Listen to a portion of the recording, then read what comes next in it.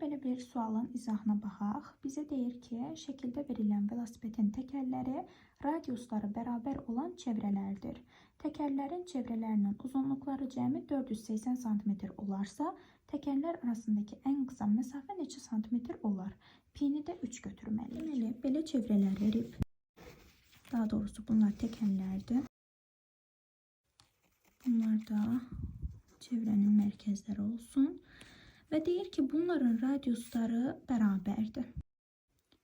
Deməli, 2 pi r üstəgəl 2 pi r. Biz də bilirik ki, bir çevrənin uzunluğu 2 pi r düsturu ilə hesablanır.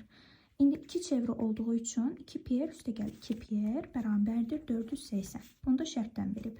2 pi r üstəgəl 2 pi r bizə 4 pi r verir. 4 pi r bərabərdir 480-ə. Pi r bərabərdir 480-i 4-ə bölürük. Bu da eləyir 120. Pi'ni də deyir ki 3 götürün. Pi bərabərdir 3. O zaman 3r bərabərdir 120. R'i də buradan tapırıq ki 120 bölünsün 3 bərabərdir 40.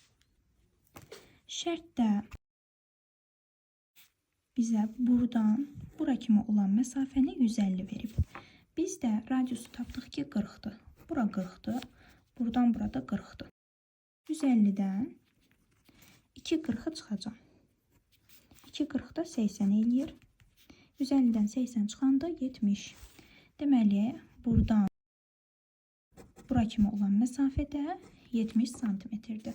Bizdən də buradan bura kimi olan məsafəni soruşurdu və tapdıq ki 70.